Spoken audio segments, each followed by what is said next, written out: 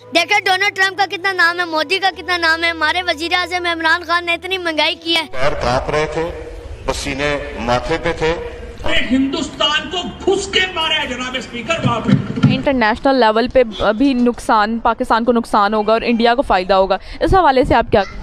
देखिए ये तो पहले भी हमारी जो वो पॉलिटिशियंस हैं उनकी बेवकूफ़ियों की वजह से पहले भी होता ही रहा है कि याद है शाह महमूद कुरैशी साहब उस मीटिंग में थे जिसमें प्राइम मिनिस्टर साहब ने आने से इनकार कर दिया और चीफ ऑफ आर्मी स्टाफ तशरीफ लाए।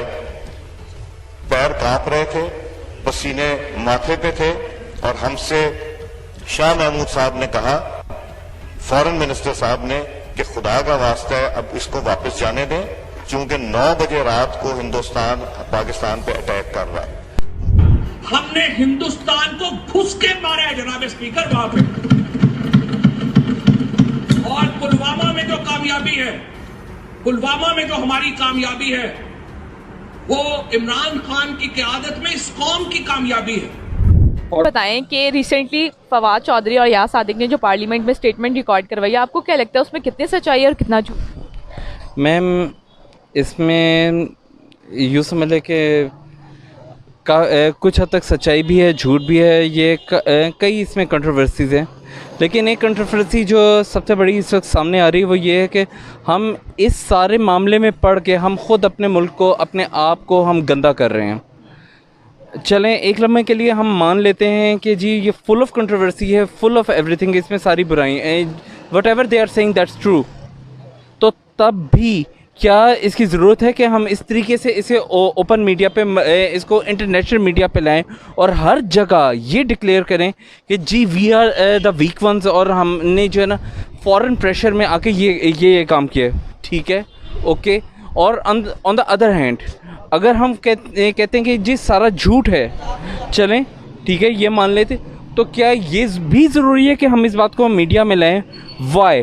बिकॉज के इसकी वजह से हम पूरे इंटरनेशनल मीडिया में ये डिक्लेयर करें कि हमारे ओवरऑल, हमारे जुडिशरी, हमारे गवर्नमेंट, हमारे ओवरऑल तमाम governing bodies, they are so weak कि कोई भी शख्स किसी भी सेकंड खड़े होके they can pinpoint on them and they can say कि यू आर रॉन्ग। यहाँ पे इस वक्त टाइम ये है कि वी शुड एक्ट लाइक एक कौम की तरह हमें एक्ट करना चाहिए, and we should stay united और इकट्ठे रह के फिर इसका हल निकालें, इंस्टेड ऑफ दैट कि हम एक दूसरे पे पिन पॉइंट करें कि जी you are wrong, you are wrong. नहीं, ओके आई एम, सबसे पहले मैं गलत हूँ, मेरी गलती आप सुधारें, फिर हम आगे बात करते हैं। कुछ चीज़ों में सच्चाई वगैरह नहीं देखी जाती, कुछ चीज़ों के पॉलिटिकल बेनिफिट्स होते हैं। अयाज सादिक की जो बात है वो पॉलिटिकल बेनिफिट है, वो बेसिकली मुझे नहीं लगता वो बात ये करना चाह रहे थे या माइंडसेट क्या था, लेकिन उनसे वो कंट्रोल नहीं हो सका जो उन्होंने बात की है। डेफिनेटली इस तरह की बात नहीं करनी चाहिए। अगर आप देखें इंडिया के पॉलिटिशियंस को देखें या किसी और कंट्री के पॉलिटिशियन को देखें, कोई भी अपनी जो आर्म्ड फोर्सेस है उसके ऊपर होते होंगे इख्तलाफात, कहना की प्रॉब्लम्स आती होंगी, लेकिन वो आप टेबल पे बैठ के डिस्कस करते हैं। आप ओपन मीडिया पे बैठ के एक दूसरे को बुरा भला नहीं कहते। सर अच्छा, फवाद चौधरी के बयान के बारे में आप क्या कहें? अगेन देखें, बात होती है एक वन मैन शो तो कहीं होता नहीं, लीडरशिप या टीम वर्क होता है। तो टीम में आपको समटाइम्स अच्छे लोग भी मिल जाते हैं और समटाइम्स आपको नालायक बंदे भी मिल जाते हैं। तो वो शायद बात करते करते वो कहीं से निकल गया, इसलिए कहते हैं ना कि बात करने से पहले तो लो फिर बोलो। हाँ, तो वो मेरा ख्याल है वो जोश से खिताबत या जज्बात में निकल गई बात उनसे। यानी कि आप ये कहना चाह रहे हैं कि जो हमें लीडर का इंतखाब करने में हम लोगों ने गलती कर दी? लीडर का इंतखाब करने में गलती नहीं की हमने। लीडर ठीक है, एट द मोमेंट आप खुद देख लेना, अगर आप बाकी पॉलिटिकल पार्टीज़ को देखें जितनी भी हैं, उसमें से साफ कौन है? या तो फिर मैं और आप खड़े हो ना, हम जाके कहेंगे जी जी हमें वोट दें, हम अपना एक मैंडेट लेके आए। अगर हम ये चीज़ नहीं कर रहे तो जो एक बंदा साफ सुथरा कर रहा है तो वी शुड सपोर्ट हिम। एक दिन के लिए वजीर आजम बना दें, ठीक है, आपको उस कुर्सी पे बिठा दें और आपको कहें अली आपने एक दिन में ना कोई तब्दीली लेकर आनी है फटाफट से, तो कौन सी ऐसी चीज होगी जिसको आप चेंज करना चाहेंगे? सबसे पहले तो मैं सब अपनी आवाम और जो गरीब हैं, जो अमीर हैं, जो ठेकेदार हैं, जो मजदूर है, जितना भी मजदूर तबका जितना भी है, उनसे पहले तो माफ़ी तलब करूँगा जो महंगाई की वजह से, फिर महंगाई कम करूँगा। उसके बाद ये नहीं मैं उनको वादे नहीं दिलाऊंगा। हर कोई वजीर आजम आया अपनी जेब भरी है, अगर आप भी आती हैं ना इस जगह पे तो आप क्या करेंगी? कुछ करेंगे ना अपनी कौम के लिए, ताकि पता चले कि और कौमों को और इंडियन जो भी ईरानी है, तब पता चलेगा कोई वजीर आजम था इस पाकिस्तान में और रहेगा। देखो डोनाल्ड ट्रंप का कितना नाम है, मोदी का कितना नाम है, हमारे वजीर आजम इमरान खान ने इतनी महंगाई की है, पर बकाया सब अच्छा किया उन्होंने, सब चीज़ें बहुत अच्छी की हैं। गरीब बंदा 2 वक्त की रोटी नहीं खा सकता।